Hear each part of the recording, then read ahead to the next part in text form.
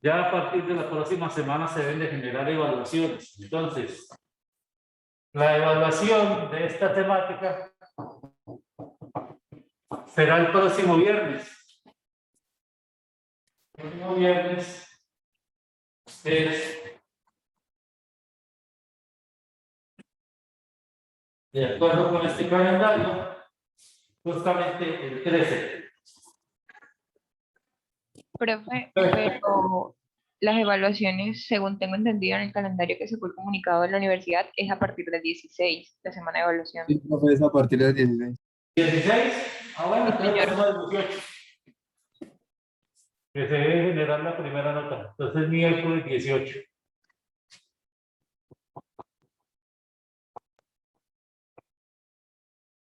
La plataforma va a ser la plataforma Moodle.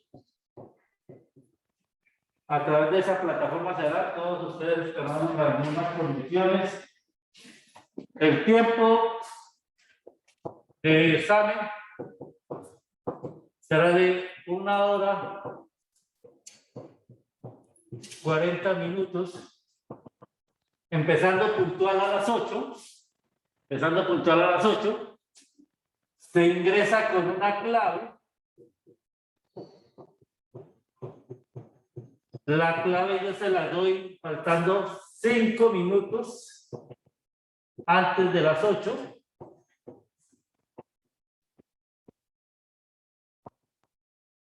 AM, y usted podrá desarrollar el examen. El examen se cierra automáticamente.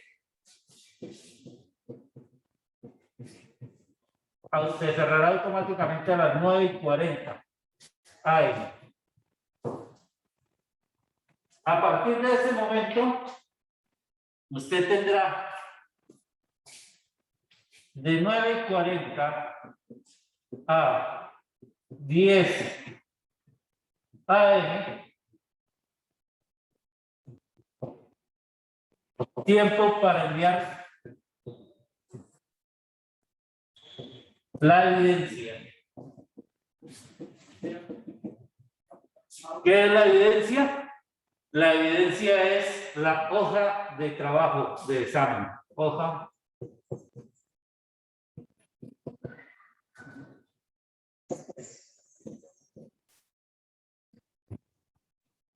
Esa es la evidencia, la hoja de trabajo de examen. ¿Por qué enviar eso?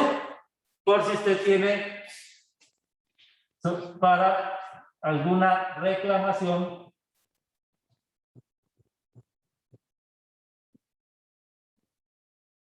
por si usted tiene que hacer algún soporte, hacer alguna reclamación sobre alguna de las respuestas que usted ubicó.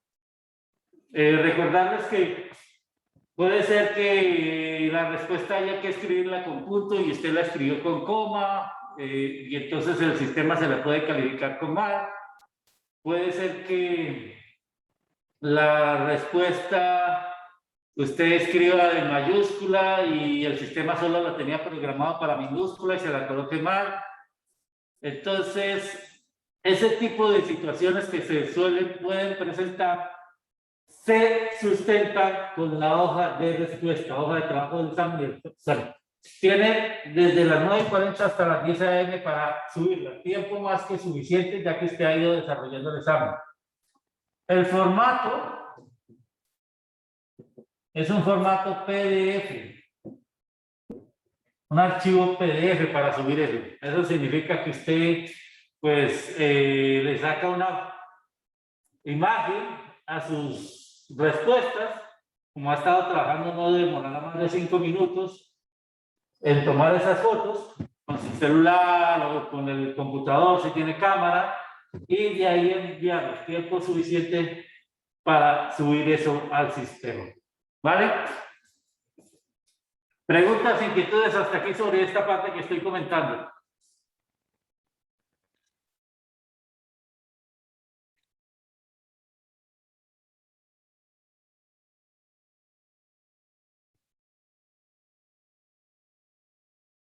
¿Alguna pregunta, alguna inquietud sobre esta parte?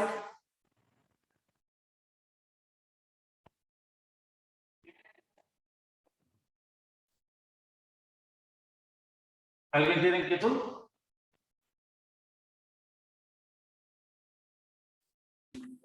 ¿Se me ha escuchado con claridad? Sí, profe, pero no hay inquietudes. Ok, listo, no hay inquietudes. Muy bien.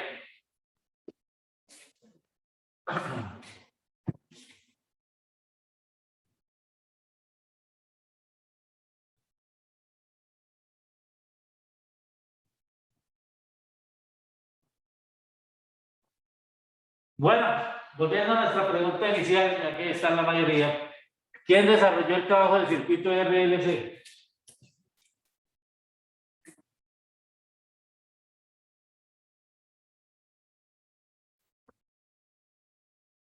Ok, entonces vamos a retomar el circuito de RLC más básico de los que se estaban allí presentes.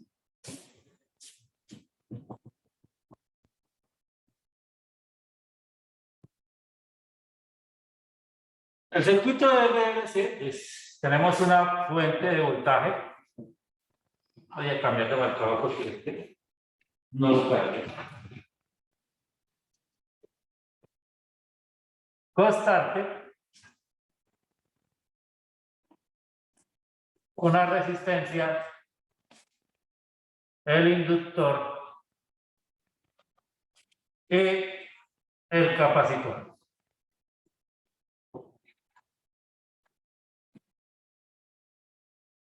Ese es el más básico. Las leyes básicas que tienen los circuitos eléctricos, ustedes lo vieron en su curso Física 2, y seguramente por aquellos que están estudiando la carrera de Ingeniería Eléctrica, Ingeniería Electrónica, conocen muy bien esas leyes básicas para el comportamiento del circuito. La ley de las mallas, como se llama, es una ley de conservación de la energía. Esa ley de conservación de la energía, pues, permite describir el comportamiento de las caídas de potencial a través de cada uno de los elementos del circuito o de la corriente. Entonces, aquí se genera una corriente eléctrica. Siguiendo ese camino, sigue la carga eléctrica en ese circuito, pues se cumple una ley de conservación de la energía, y es que el potencial aquí que se tiene en la fuente debe ser igual al potencial en la resistencia más el potencial en el inductor más el potencial en el capacitor. Esa es una ley de la conservación de la energía. Si usted multiplica a ambos lados por la carga, pues va a tener simplemente el trabajo hecho para mover una carga dentro de ese circuito eléctrico. Ahora bien, ¿cómo es la caída de potencial o el voltaje en cada uno de esos elementos que hay allí? La resistencia, el inductor y el capacitor.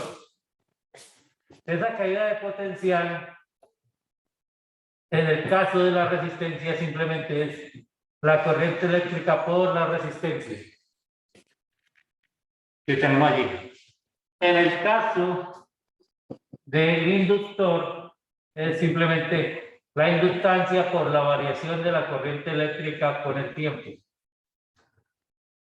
Y en el caso del capacitor, es simplemente la carga almacenada en el capacitor sobre la capacitancia del mismo. Esos tres elementos. ¿Qué sucede con la energía al variar el tiempo? ¿Qué pasa con esa energía? ¿Cómo es la energía variando el tiempo en este circuito? ¿Quién me dice?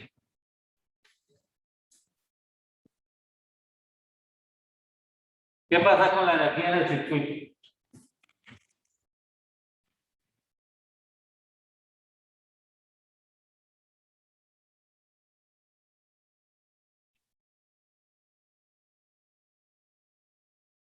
¿Alguien me puede decir qué pasa con la energía?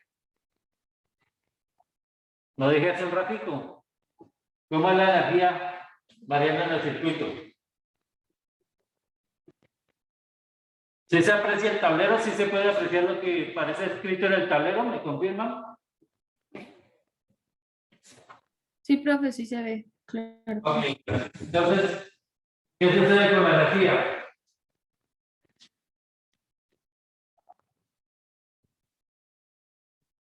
Bueno, este voltaje es constante, por lo tanto, la variación de ese voltaje del tiempo es igual a 0. Eso nos implica que la variación del voltaje en la resistencia con el tiempo más la variación del voltaje en el inductor con el tiempo más la variación del voltaje de la caída potencial en el capacitor con el tiempo deben de ser iguales a 0. Es decir, yo observo las definiciones que tengo ahí de cada uno de ellos, de cada una de esas cantidades, entonces podremos decir que tenemos, para el primer caso, que la resistencia por la variación de la corriente con el tiempo más el inductor, la derivada segunda de la corriente con el tiempo, más 1 sobre el capacitor por la corriente es igual a 0. Recordando que la corriente es la variación de la carga con el tiempo. Claramente nosotros identificamos ahí una ecuación que corresponde a un oscilador amortiguado, o sea, la corriente oscila en el circuito de manera que poco a poco la corriente va perdiendo intensidades, va decayendo con el tiempo hasta volverse nula. Esa caída de la corriente pues puede asociarse básicamente a la resistencia. Claro que cada uno de estos elementos del circuito tiene una resistencia, pero vamos a considerar que toda esa resistencia principalmente se encuentra en este elemento resistivo. Yo puedo ordenar este término que está aquí para asemejarlo más a la ecuación diferencial que estamos acostumbrados que veíamos el día de ayer para las oscilaciones amortiguadas.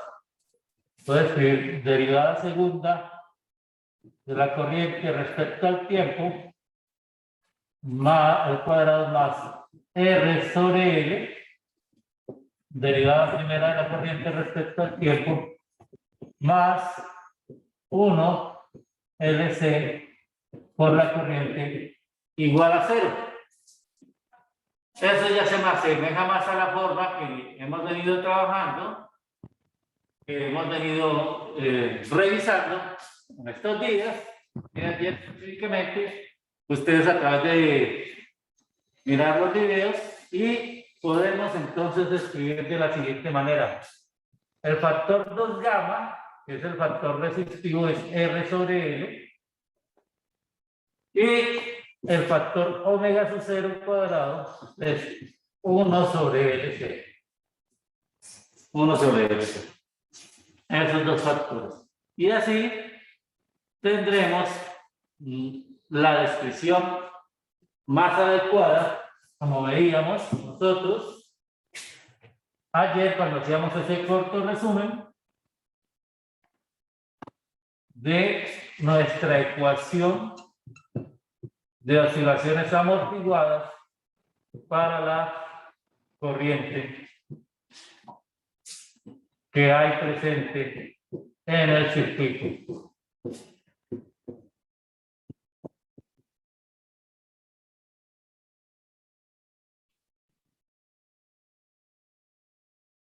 Claramente, ya sabiendo ese comportamiento, ya sabiendo cuál es el tipo de comportamiento que está allí presente, nosotros podemos escribir de manera inmediata lo que es la ecuación para la corriente dentro del circuito. ¿Sí? Podemos escribir de manera inmediata la ecuación para la corriente del circuito.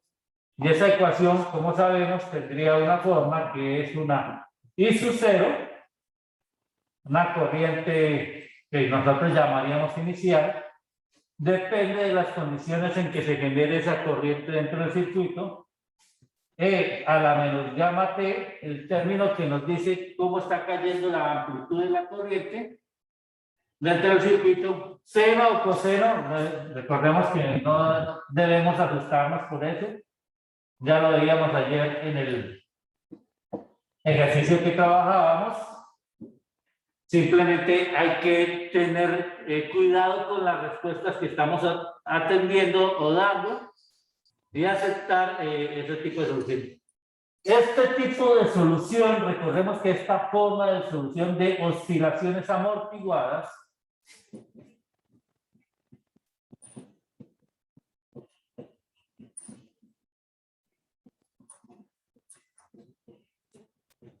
recuerda que este tipo de solución de oscilaciones amortiguadas corresponde al caso gamma menor que omega sub 0.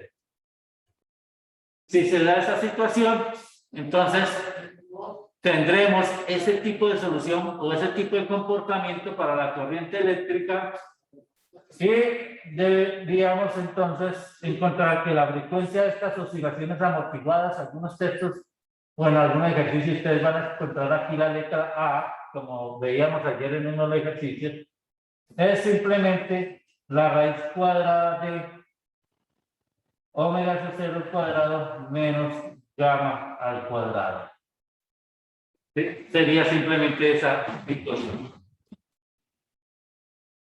Ya una vez uno tiene la corriente general, pues puede encontrar la corriente en cada, puede encontrar el voltaje en cada elemento. Podemos encontrar la caída de potencial en la resistencia, podemos encontrar la caída de potencial en el inductor y podemos encontrar la caída de potencial en el capacitor. ¿Sí? Podemos encontrar esas caídas de potencial que hay allí presentes. ¿Alguna inquietud hasta aquí? ¿Alguna pregunta hasta aquí, por favor?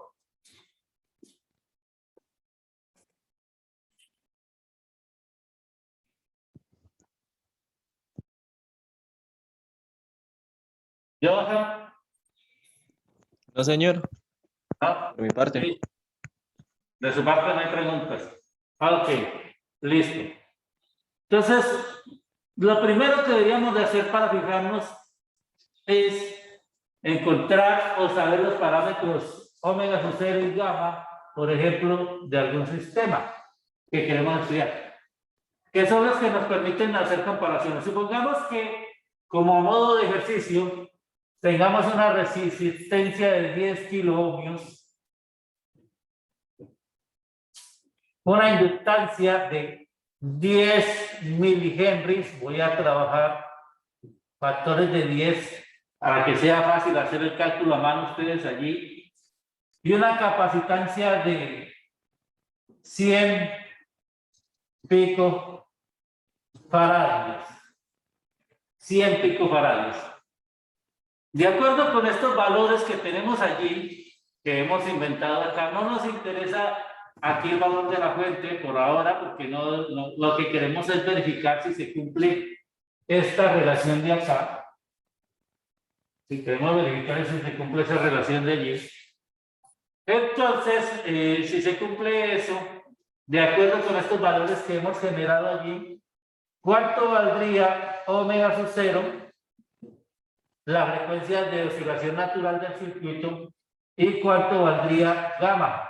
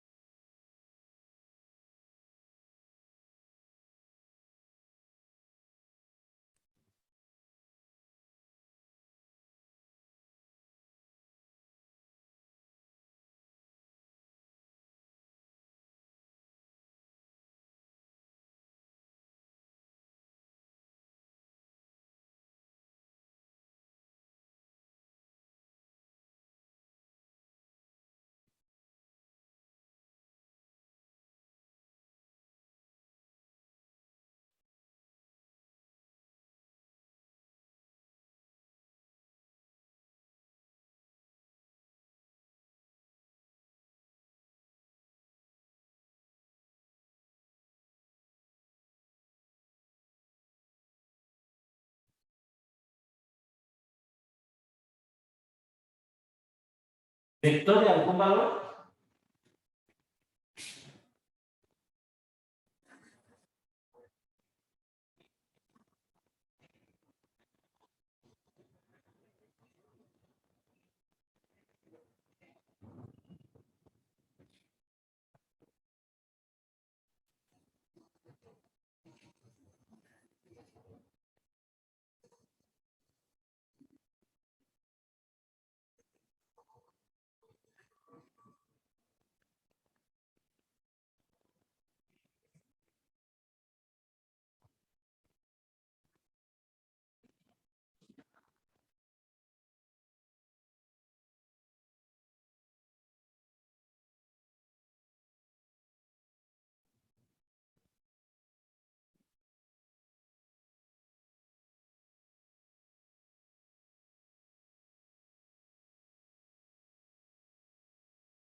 Heider, ¿algún valor?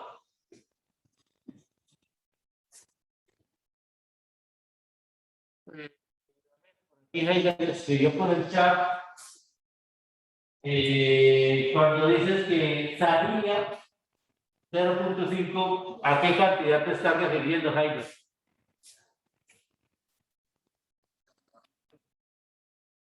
Y llama. ¿Qué unidades, Heider?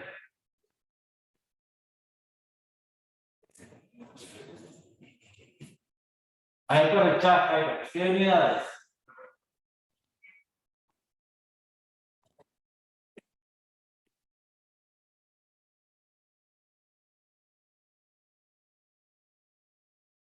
¿Uno sobre segundo? ¿Cómo? ¿Uno sobre segundo? Segundos a la -1. Ok. ¿Hay alguien que comparta la respuesta con Heider? ¿Esté de acuerdo?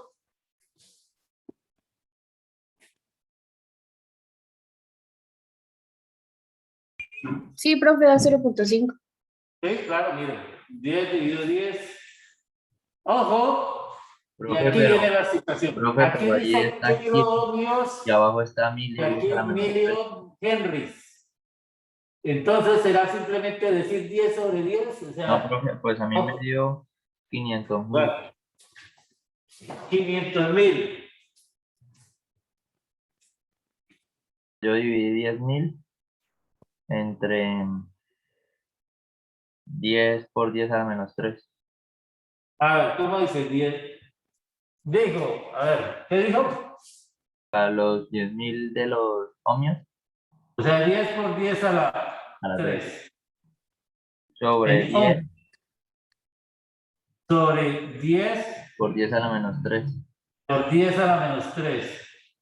Henrys. Bueno, aquí falta un 2. ¿Y entonces eso cuánto dio?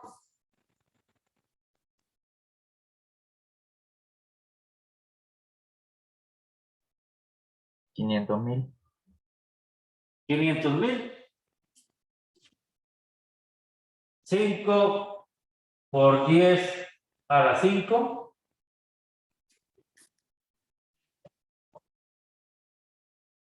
¿Sí? 5 por 10 a la 5. Sí. Segundos a la -1. Entonces, les he dicho y les vengo insistiendo desde el día de ayer, mucho cuidado con el manejo de las unidades. ¿Sí? No deben de olvidar esa parte. Es bien importante que la tengan en cuenta para obtener valores adecuados, correctos.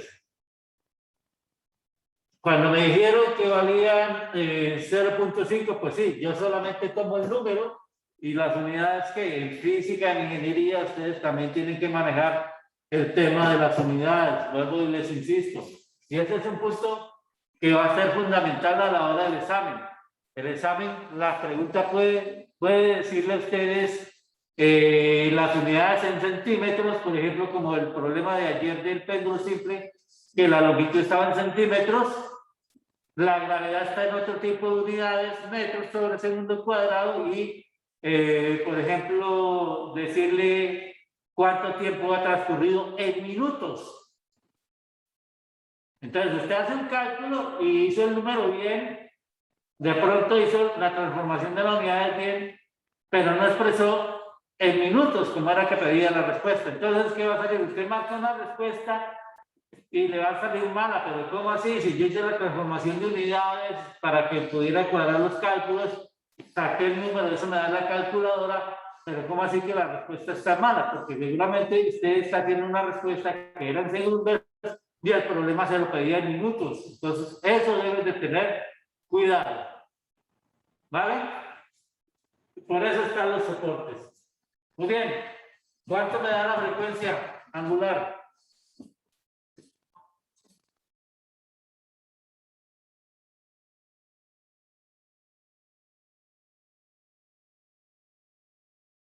¿Cuánto me da la frecuencia angular natural?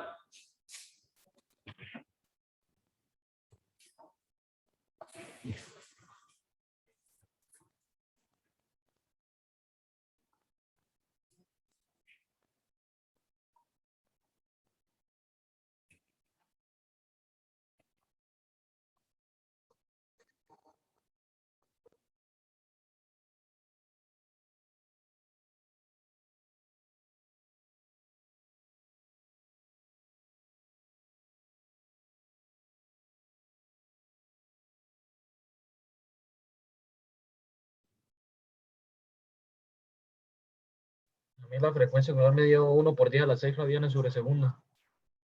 1 por 10 a la 6. Sí, señor. A las 6 radianes por segundo, nos dice Cristian. ¿Alguien está de acuerdo? ¿Alguien más está de acuerdo?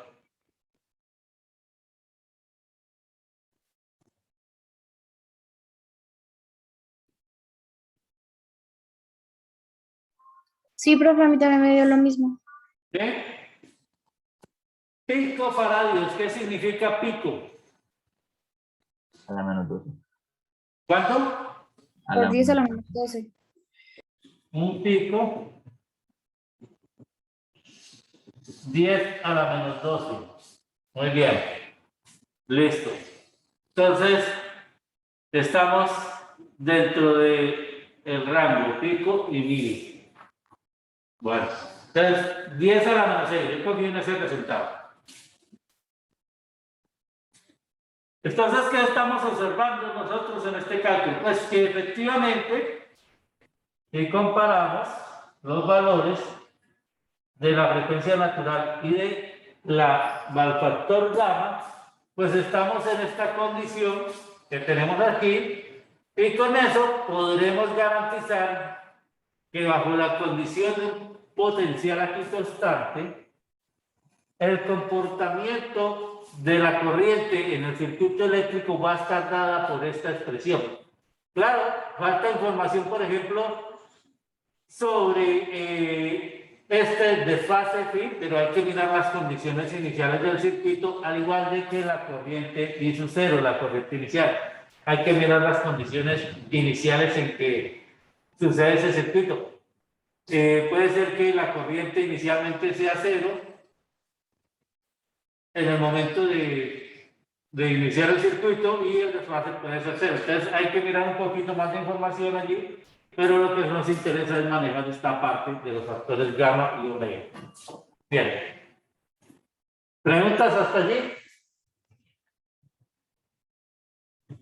¿Inquietudes?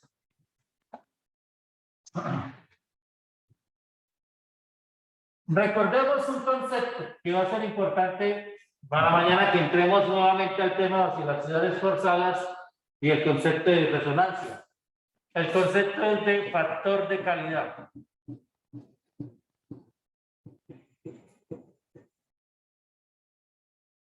El factor de calidad Q se designa con esa letra. ¿Quién me recuerda cuál era la expresión de ese factor de calidad Q?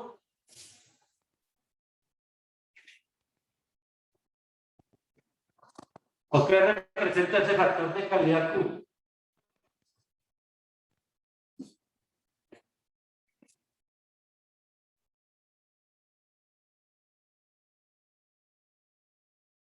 Pues la fórmula es igual a Q es igual a F sub 0 sobre F2 menos F1.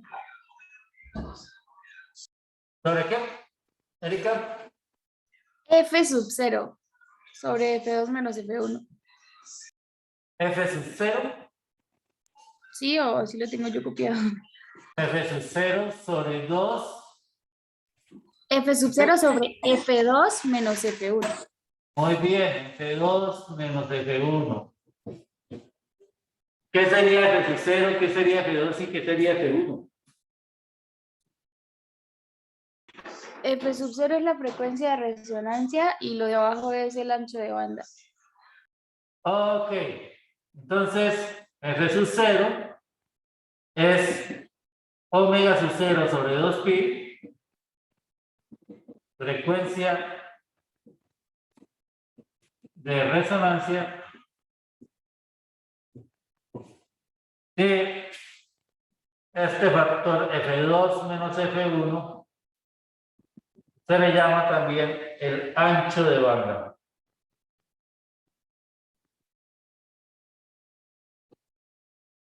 ¿Vale? Pero aquí, nosotros ya sabemos qué es la frecuencia de resonancia, cómo calcularlo, pero necesitamos identificar qué es estos dos términos, F2 menos F1, ancho de banda.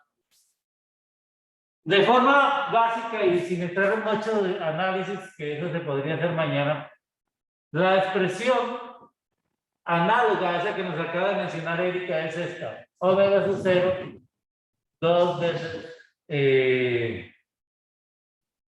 2 gamma, que está asociado con el ancho de banda en ese sistema.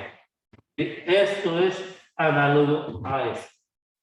Esto es lo que se llama factor de calidad y, como veremos el día de mañana, tiene que ver con el consumo de energía que se hace dentro del circuito y qué tan aprovechada es esa energía para el caso de generar o mantener en movimiento un sistema.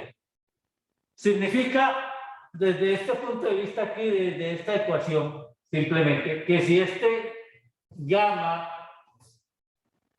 es pequeño comparado con omega sub 0 o 2 gamma es menor comparado que omega sub 0, pues se puede tener un factor de calidad, un factor de aprovechamiento de esa energía que se pueda entregar al sistema, un factor de calidad alto, o por el contrario, factor de calidad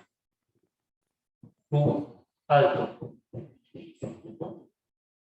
Y por el contrario, si 2 gamma es mayor que omega sub 0, entonces se obtiene un factor de calidad bajo. De todos modos, el concepto de ancho de banda es un concepto que es importante aquí. Y es un concepto que nosotros vamos a revisar con ustedes entonces el día de mañana. Por ahora, yo tengo clase ahorita a las 10, entonces dame un break para desplazarme al salón y para poder entrar y cuadrar las clases. Me toca en otro salón. Si fuera aquí en este mismo salón podríamos continuar, pero me toca trasladarme a otro salón. Vamos a dejar por hoy así. Por favor, para mañana repasar los conceptos que tienen que ver con oscilación a fuerza, amortiguado forzado, de lo cual ya vimos un ejercicio el día de ayer, muy básico. Vamos a volverlo a repasar y nos vamos a enfocar un poco más en el concepto de resonancia. Vamos a traer algunos ejercicios que tengan más que ver con la parte de conceptualización de resonancia. Para ello, pues hay que repasar el concepto de potencia en los osciladores amortiguados y forzados. ¿Cómo manejamos esa parte de ese concepto de potencia?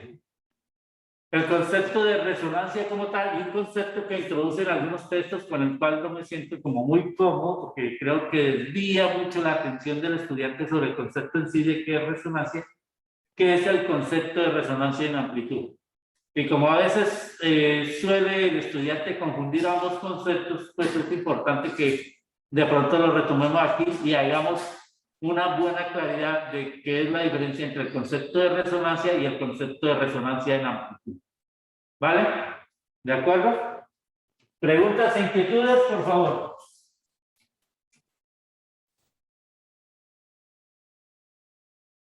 ¿Alguna pregunta, alguna inquietud? No, señor.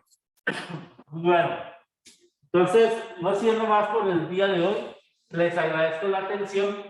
No olviden repasar las otras configuraciones del circuito de RLC, simplemente nos van a ayudar a ganar herramientas de cálculo, herramientas de trabajo que son indispensables que nosotros aprendamos a manejar, por lo menos aquí durante el curso, ya después será otra historia. Se me olvidaba comentar, creo que yo les mencioné que estos conceptos que hemos visto hasta ahora sobre oscilaciones libres, o repasado hasta ahora sobre oscilaciones libres y oscilaciones amortiguadas, pues son también conceptos que aparecen en otros campos, como son el campo de la economía, el campo de la salud, o de pronto en campos de las ciencias naturales, o el área como la biología, el área como la química, etcétera. Y lo volveremos a retomar cuando veamos ondas electromagnéticas. Se me olvidó mencionar aquí el ejemplo de ondas electromagnéticas, pero cuando veamos ondas electromagnéticas o incluso ondas sonoras, un poquito de acústica, volvemos a tomar esta parte del amortiguamiento. ¿Cómo actúa el amortiguamiento para el caso del sonido y para el caso de la luz? Por ejemplo, cuando la luz atraviesa un material, con la luz, para explicar el comportamiento de la luz, por ejemplo, para un material transparente como el vidrio y un material que no es transparente. Material transparente a la luz, por ejemplo, son los que se utilizan para las celdas solares o semitransparentes para celdas solares. Eso permite la captura de energía. Estos conceptos se aplican allá, se ven allá nuevamente. Y vamos a tratar de mostrarlos un poquito a ustedes. Ahora sí, muchas gracias, muy amable y una feliz mañana. Hasta luego, profesor. Gracias.